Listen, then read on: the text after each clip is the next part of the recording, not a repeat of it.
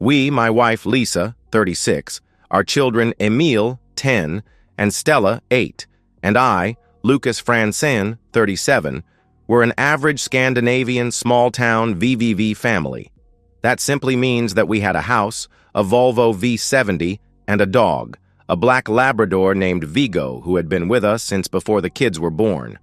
Our modest two-story home sat on a quiet street lined with similar houses, each with well-tended gardens and the occasional trampoline or swing set in the yard. It was the kind of neighborhood where everyone knew each other, where the annual summer barbecue was the highlight of the social calendar, and where scandals were rare but delicious when they happened. Lisa and I met at a party 12 years ago.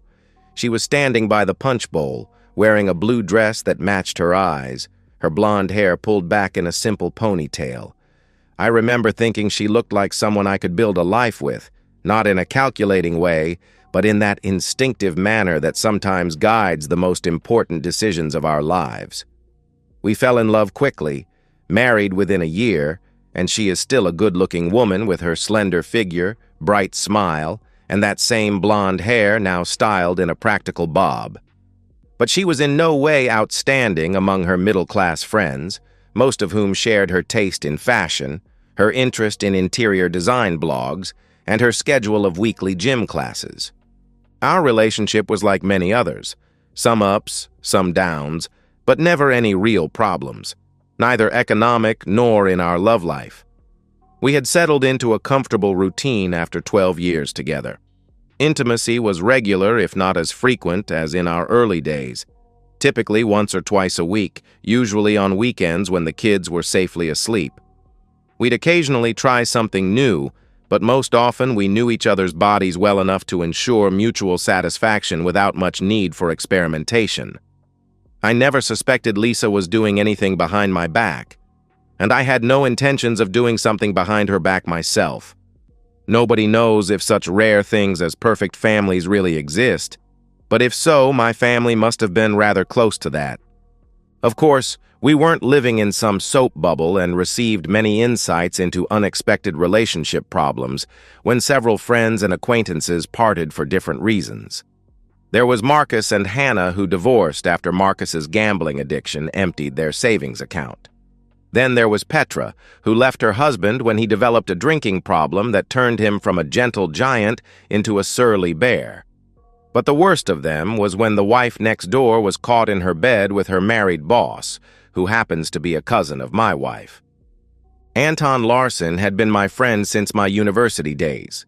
We had shared an apartment during our student years, and by one of those coincidences that life sometimes produces, we ended up buying houses on the same street.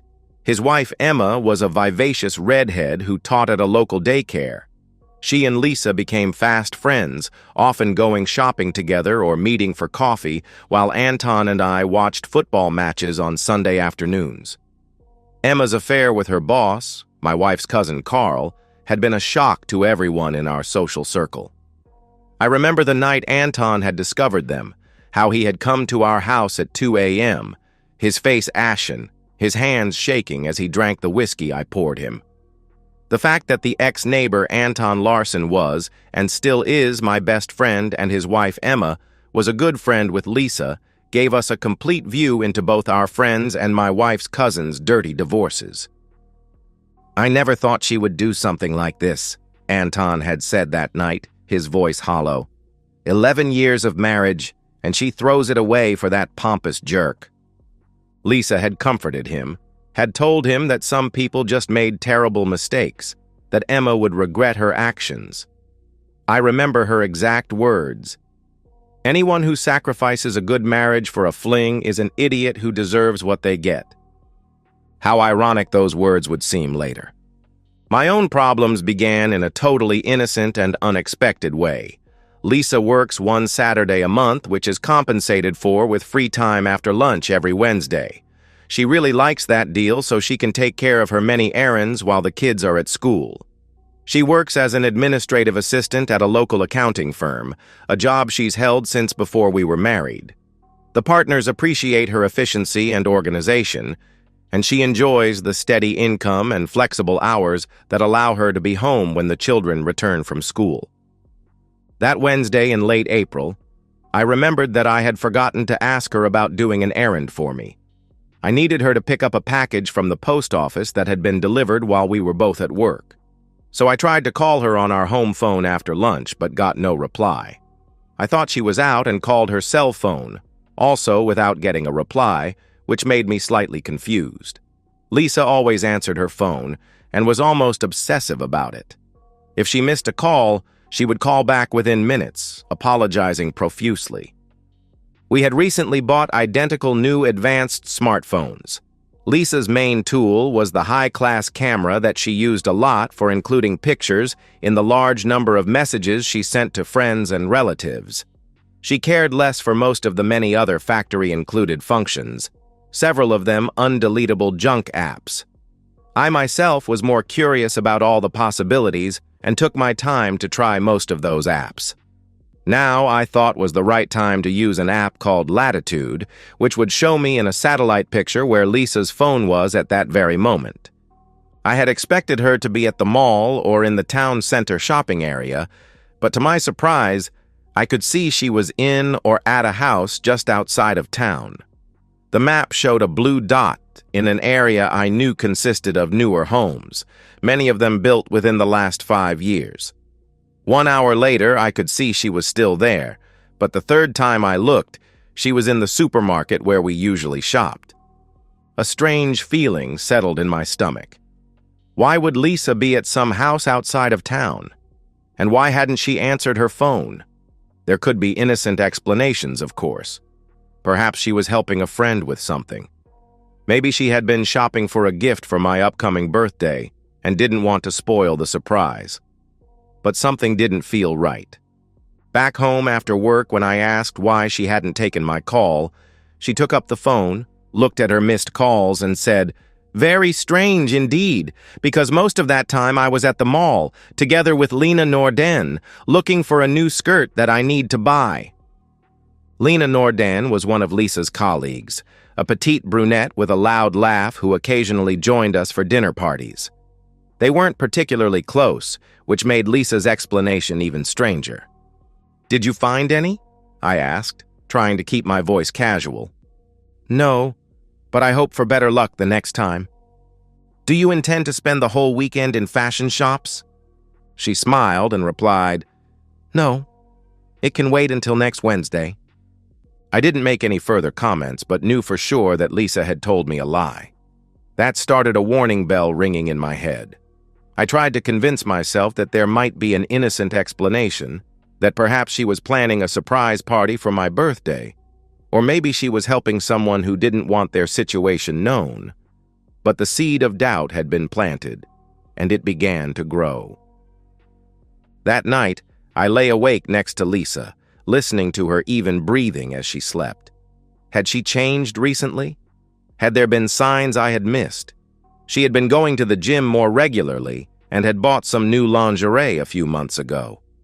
But those weren't necessarily signs of infidelity. She had always been conscious about her appearance and had always enjoyed looking nice. The next day after work, I took a drive past the place where she had been the day before. It was on a road a short distance out of town, with forest on one side and houses on the other. Modern houses, most of them with large windows and sleek designs.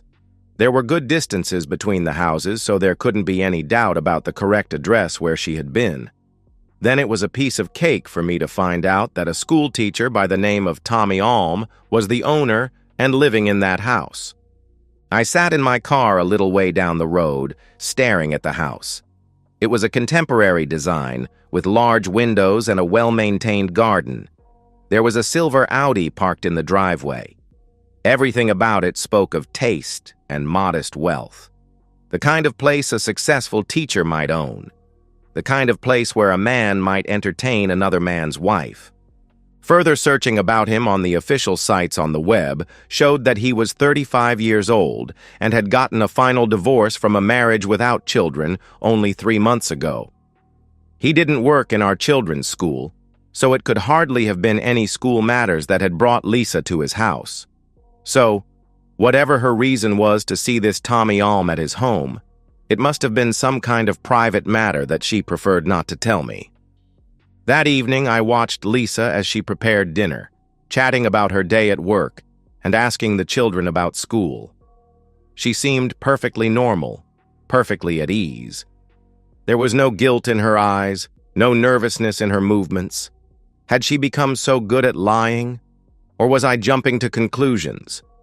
Without any evidence that my dear wife was into some trouble with that Alm, I could not tell her I was using satellites and her own phone to spy on her doings. And neither could I accuse her of lying to me without getting further information about what she was into with this teacher, since it could be something totally innocent. But the doubt gnawed at me. I found myself checking her phone when she wasn't looking, scrolling through her messages and call history. There was nothing suspicious there, which only made me more suspicious. If she was having an affair, she was being careful about it. I started paying more attention to her routines. She showered as soon as she got home on Wednesdays, something I had never noticed before. Was she washing away the evidence of another man's touch? She had begun using a new perfume recently, a light floral scent that I didn't particularly like. Was she wearing it for someone else? However, next week on her free Wednesday afternoon, I was better prepared when the app on my phone showed that she was at his house again. My heart sank as I watched the little blue dot remain stationary at that address. I took off from my job for a couple of hours and pretended to be a bird watcher in the forest on the opposite roadside from Alm's house. I had brought a pair of binoculars that I normally used for actual bird watching and a thermos of coffee. I settled down behind a large tree with a good view of the house. Nobody saw me there hiding in the tight bush, but my binoculars gave me a perfect view of the target. Though it was obvious that Lisa's phone was in that house, I couldn't see her car, only his silver metallic Audi. Had he picked her up somewhere? Or had she parked her car somewhere else to avoid detection? I waited for almost an hour, sipping coffee that grew cold as the minutes ticked by. My mind raced with possibilities, each one worse than the last. What if she was leaving me? What if she had been planning this for months? What about the children? How would they handle a divorce? Finally, I decided to make a move. I rang Lisa's cell phone, and when she replied after several rings, I asked, "Are you at the mall or going there today?" There was a slight hesitation before she answered, "Yes, I'm in a fashion shop at the mall. Why are you asking me that?" I could hear the lie in her voice now, a slight tremor that I might have missed if I hadn't known the truth. "Because I've hurt my back this morning. I wondered if you could buy me a jar of tiger balm at the pharmacy there at the mall." "Of course, my darling," she replied, her voice warm with concern that I now recognized as false. "I love you for that," I said, while my thought was what a lying woman. I hung up and returned to my surveillance, my heart pounding in my chest. All pretense of bird watching was gone now. I was a man watching his marriage collapse in real time, through the lens of a pair of binoculars. About a half hour later, Lisa and a man came out from the house, got into his car, and after a quick kiss in the front seat, they drove away. Now it was clear to me that I had witnessed a part of a disturbing game. It was not too difficult to imagine what had happened in the house.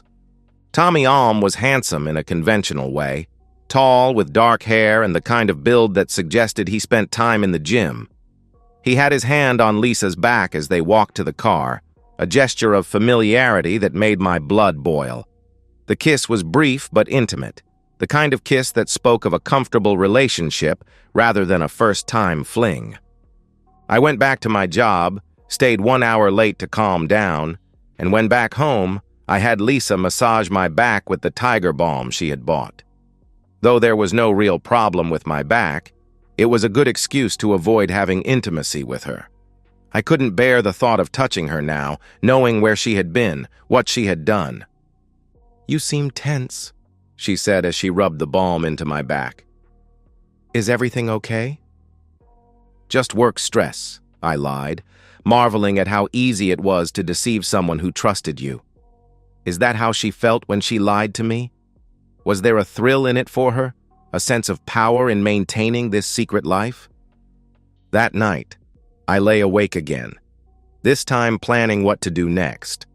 I could confront her, of course, demand the truth.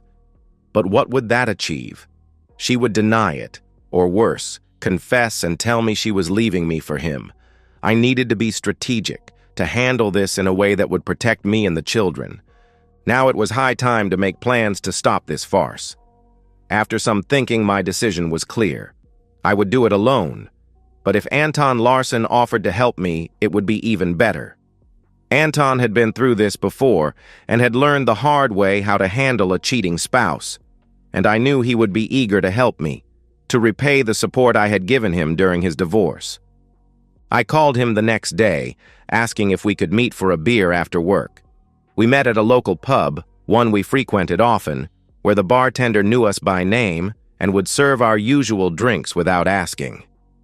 "What's up?" Anton asked as we settled into our usual corner booth. "You sounded serious on the phone." I told him everything, from the unanswered calls to the satellite tracking to the surveillance. As I spoke, I could see his expression change from concern to anger to a grim determination. When Anton heard about my problems, he shook his head several times and said, "I would never think that Lisa would do the same nonsense to you that Emma did to me. She must have gone crazy.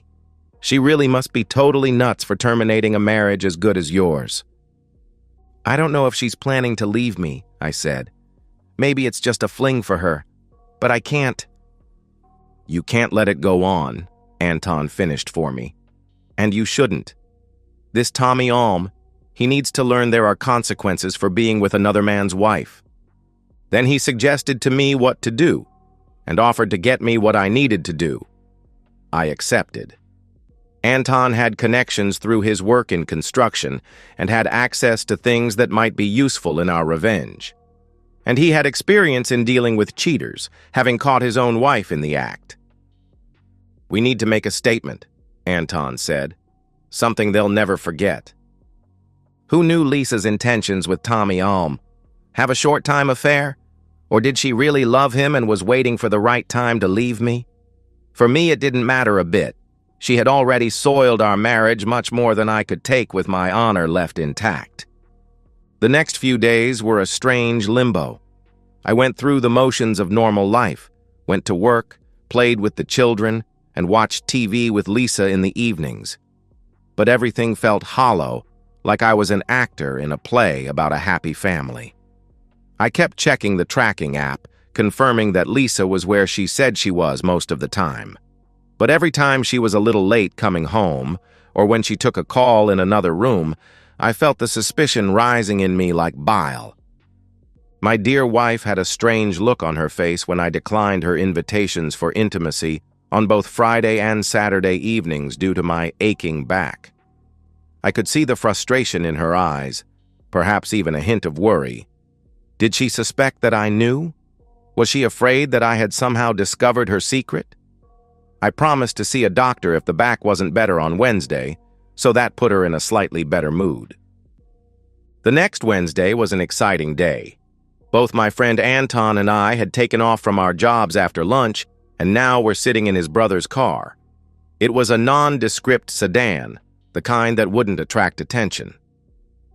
We were parked slightly off the main road, only a short distance from Tommy Alm's house. Our main interest was focused on the display of my smartphone, which showed that Lisa's phone had been at the mall for almost 1 hour and now was in the mall's main parking lot. Then it began moving in our direction. "That awful woman intends to do it again," I said, my voice tight with anger and hurt. Anton nodded but didn't say anything. His face was grim, his jaw set in determination. We guessed Lisa had eaten lunch at one of the restaurants in the mall, and now Tommy Alm had picked her up for their love session. The tracking app showed her phone moving steadily along the road from town, heading directly toward Tommy's house. "Are you sure about this?" Anton asked, his voice low. "Once we do this, there's no going back." I nodded. "I'm sure. She's made her choice. Now she has to live with the consequences." In the trunk of the car, was a 5-liter plastic drum that Anton had procured from a farmer friend of his. Its contents were something I preferred not to think about too closely, a mixture of pig excrement and urine that had been fermenting for several days. The smell was contained for now, but once opened, it would be overpowering. "Remember," Anton said as we watched Lisa's phone arrive at Tommy's house, "we're not just doing this for you. We're doing it for Emil and Stella too. No child deserves to have their family torn apart because their mother couldn't keep her vows." I thought about my children, Emil with his serious brown eyes and passion for soccer, Stella with her blonde pigtails and infectious laugh. How would they react when they learned their mother had betrayed us all? The thought made my chest ache. We gave them slightly more than 15 minutes in the house before we parked in his driveway. The silver Audi was there, but no sign of Lisa's car. He must have picked her up somewhere, perhaps at the mall as we had guessed. The house looked quiet, with curtains drawn across the large windows. "Ready?" Anton asked, his hand on the door handle. I nodded, my heart pounding so hard I thought it might burst from my chest. We got out of the car, Anton carrying a small bag with tools we might need, and I held the plastic drum, careful not to spill any of its contents yet. Since the door was locked, we rang the bell. Nothing happened. The house remained silent, though I imagined I could hear muffled sounds from within. We rang again, and this time a male voice shouted, "Who are you?" "What do you want?" The voice was irritated, clearly annoyed at the interruption.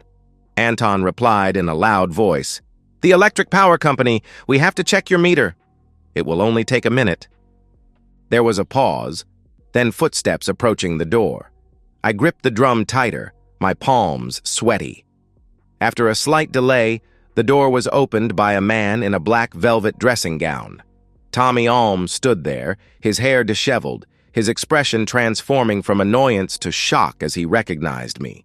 That was the start signal for our action. Anton hit the man hard in his solar plexus, laying him out on the floor, and held him down there. Tommy wheezed, trying to catch his breath, his eyes wide with fear and confusion. I rushed past them into the house with the 5-liter plastic drum in my right hand, searching for the bedroom, which I found a few seconds later. The smell hit me first as I opened the bedroom door, the mingled sense of intimacy and Lisa's perfume, that new floral one I had come to hate.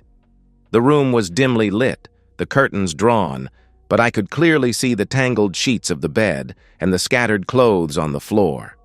The sight in there put the definitive full stop to my marriage.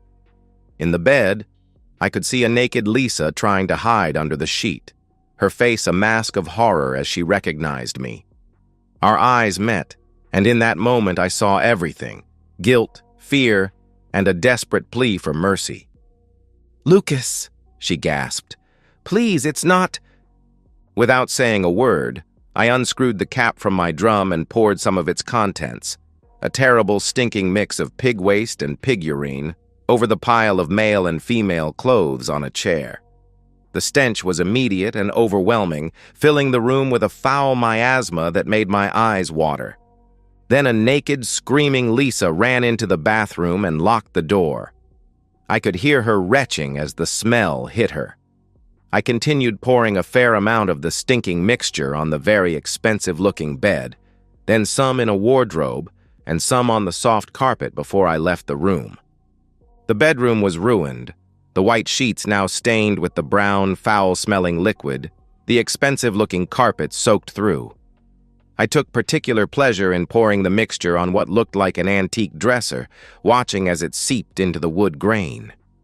As I emerged from the bedroom, the stench followed me, clinging to my clothes. I could hear Lisa still retching in the bathroom, her sobs muffled by the door. Part of me felt a distant pity for her, but it was overshadowed by the raw hurt and anger that had driven me to this point. Back at the front door, Anton was still holding down the man on the floor. Tommy was gasping, his face red with the effort to breathe. When Anton saw me, he stood up and shouted to the man on the floor, "Try to move and I will crush your body." Tommy Alm didn't move, and Anton threw his dressing gown open so I could pour the remaining quantity of the stinking pig waste and pig urine mix, about 1.5 liters, on my soon-to-be ex-wife's naked lover boy. Tommy screamed as the foul liquid hit his skin, trying to scramble away but was pinned in place by Anton's foot on his chest. "That's for being with my wife," I said, emptying the last drops onto his face. He sputtered and choked, his eyes squeezed shut against the filth. Before we left, Anton warned Alm that the local vigilance committee would punish him if he or Lisa contacted the police. The local vigilance committee became well known after an action some time ago when a notorious drunk driver was found chained to a lamppost early on a Sunday morning outside a former police station. For some reason, it had taken a long time for the police patrol from the county capital to get there, and as they didn't know anybody in town, it had taken an even longer time for them to find a locksmith to cut off the chains. That episode was well written about in our local newspaper and even mentioned in the national tabloid newspapers. Tommy Alm understood what could happen and didn't dare to challenge the committee. "You'll keep your mouth shut about this if you know what's good for you," Anton growled, his foot still pressing down on Tommy's chest. "You think about that before you go sticking yourself where you don't belong again." We left the house, the stench of pig excrement following us out. I felt a savage satisfaction as I imagined the two of them trying to clean up the mess, their romantic afternoon ruined beyond salvation. As we drove away, I could see neighbors beginning to emerge from their houses, drawn by the commotion and probably the smell that would soon be wafting across the neighborhood. "You did good," Anton said as we drove back to town. "You stood up for yourself." I nodded, but I didn't feel like I had won anything. My marriage was over, my family shattered. The revenge had been sweet, but brief. Now came the hard part. Rebuilding my life from the ruins. When I got home that evening, the house was empty. Lisa hadn't returned, and I knew she wouldn't. Not that night. Maybe not ever again. I called my sister and asked her to take the children for the night, saying Lisa and I needed to work through some things. Then I sat alone in our living room, surrounded by the photos of our family life, and allowed myself to cry for the first time since I had discovered Lisa's betrayal. The next day, I called in sick to work and spent the morning consulting with a lawyer about divorce proceedings.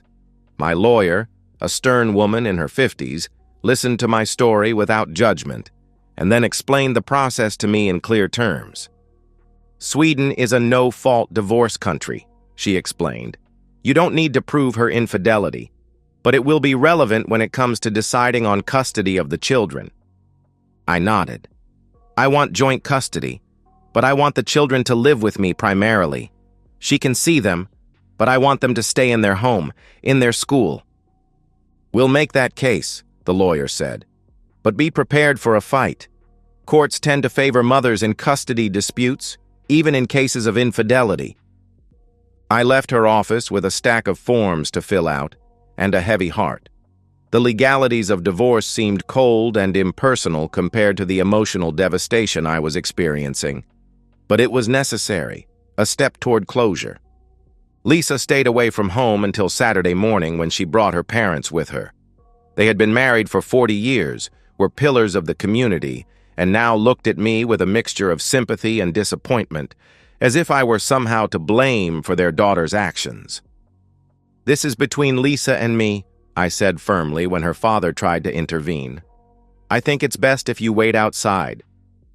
They left reluctantly, and Lisa and I were alone in the kitchen, the same kitchen where we had shared family meals, where we had celebrated birthdays, where we had built a life together. "I'm sorry," she said, her voice barely above a whisper. "I never meant for this to happen." "But it did happen," I replied. "And now we have to deal with the consequences." She signed the divorce papers without any arguing and packed up her clothes and other personal belongings.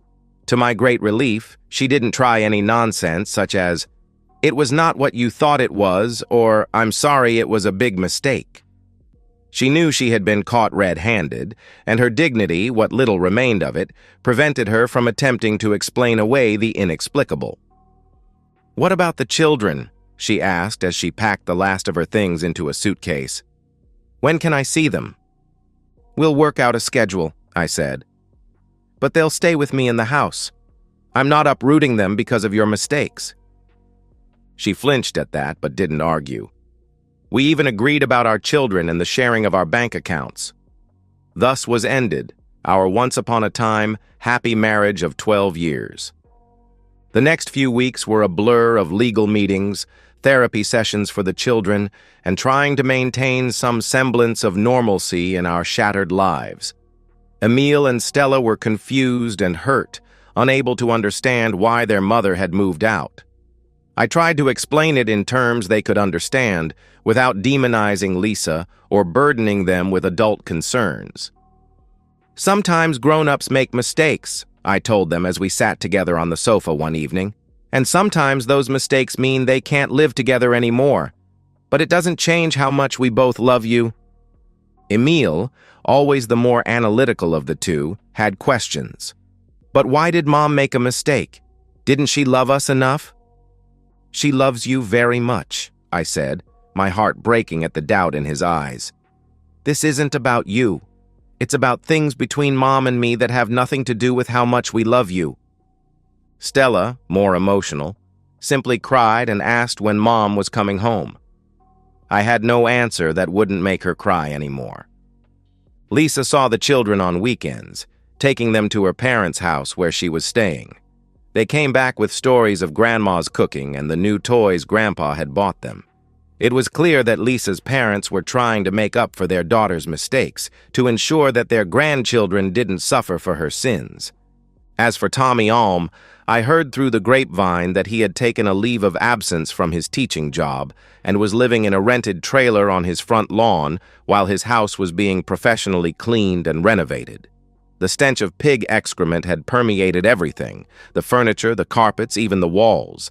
Insurance wouldn't cover the damage, classifying it as willful destruction rather than an accident. It would cost him thousands to make the house habitable again. I felt a grim satisfaction at that news. Let him pay, both financially and socially. In our small town, word had spread quickly about what had happened. The details were muddled, but the essential truth was known. Tommy Alm had been caught with another man's wife and had suffered the consequences. He was ostracized at work once he returned and found himself suddenly unwelcome in many of the town's social circles. In the weeks that followed, I learned more about the affair from mutual friends who had known but kept quiet. Lisa and Tommy had met 2 years ago during a girls' trip to Barcelona. He had been there on vacation with a friend, and they had bumped into each other at a bar. One thing had led to another, and they had spent a night together. Lisa had returned home feeling guilty, but exhilarated by the experience. Then, 3 months ago, Lisa had run into Tommy at a grocery store. He had moved to our town after his divorce, taking a job at the local high school. They had exchanged numbers, and the affair had reignited.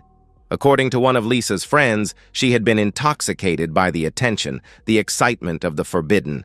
She had convinced herself that it was harmless, that what I didn't know wouldn't hurt me. Now, it has been 9 weeks since I found my wife Lisa naked in Tommy Alm's bed, and our divorce will be final in about 4 months. My life is still in terrible turmoil, and I'm sure it will take a long time for me to return to a normal life again. Lisa is living with her parents, and Alm has moved into his house again.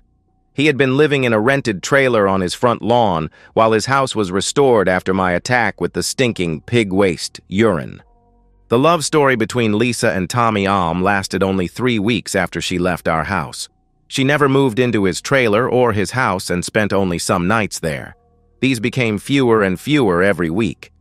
Cheating might be an exciting and romantic experience, but having a real relationship with the lover isn't always the main highway to happiness. At least it wasn't for my soon-to-be ex-wife.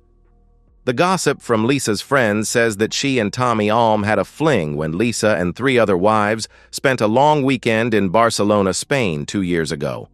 and then they happened to meet again when he got a job and bought a house in our town after his wife left him.